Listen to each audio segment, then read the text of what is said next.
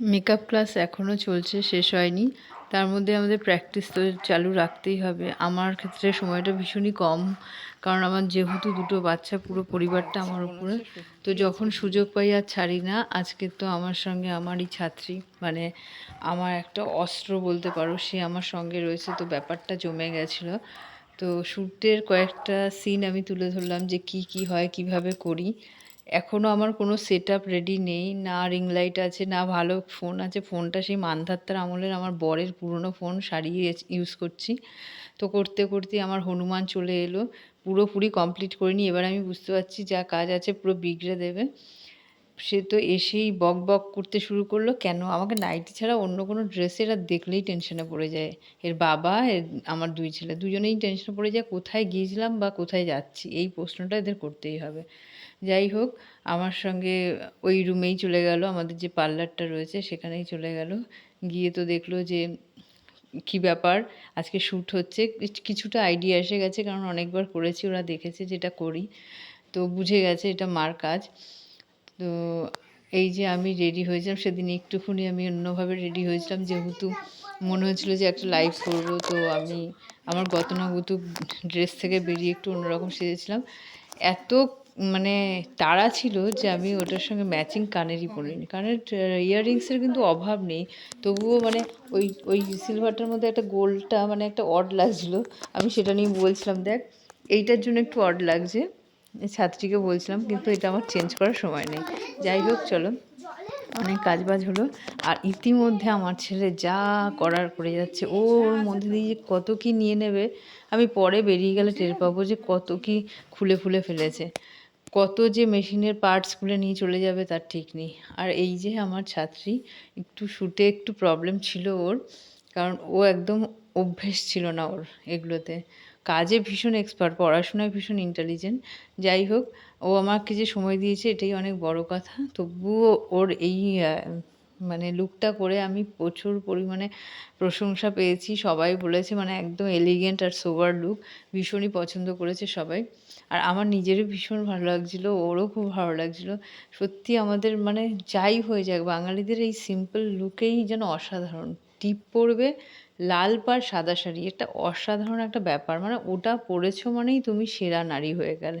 আমার তো ভীষণই প্রিয় লাল পাড় সাদা শাড়ি, আর ওটা পরলে আমি নিজেও অনেক কমপ্লিমেন্ট পাই।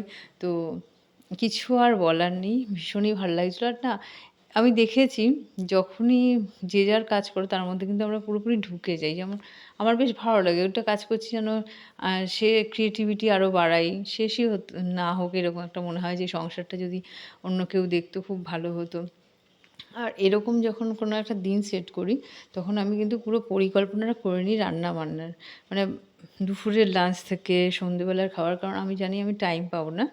তো সেইভাবেই প্রিপারেশনটা নিয়ে রাখি সকাল থেকেই। যদি কোনো দিন আমি এটা করার চেষ্টা করি।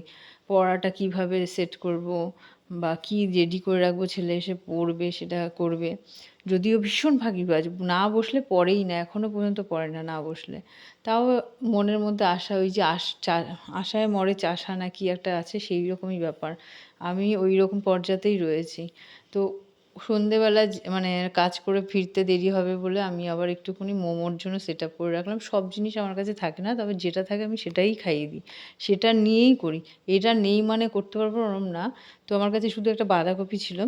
তো সেটা আমি নুন মানে কুচি কুচি করে কেটে নুন দিয়ে ভালো করে চটকে ঝুড়ির মধ্যে রেখে দিয়েছিলাম, যে গিয়ে যাতে আমি করতে পারি। আর ময়দাটাও মেখে রেখেছিলাম। এই যে আমার বললাম না, এই যে পার্লারে এই বক্সটা কালেক্ট করা হয়ে গেছে, কোথা দিয়ে সব ঢাকনা খুলে নিয়েছে কোনো বোতলে।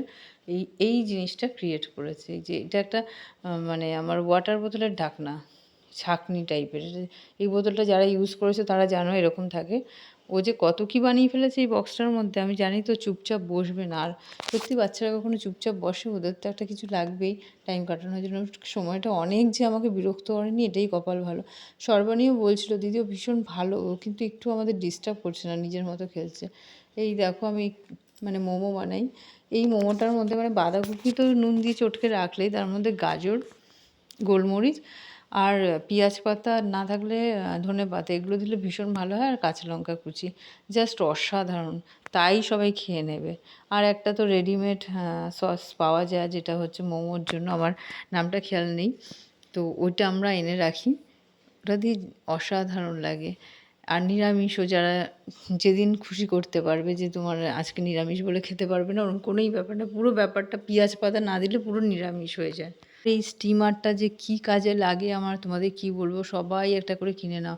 এটার মধ্যে মোমো বানানো যায়, ইডলি বানানো যায়, ধোসা বানানো যায়। এত সুবিধা! মানে আমার পুরো পয়সা উসুল। আমি যখন তখন মোমো করতে পারি, ইডলি করতে পারি, ধোকলা করতে পারি। ভীষণই ভালো একটা স্টিমার।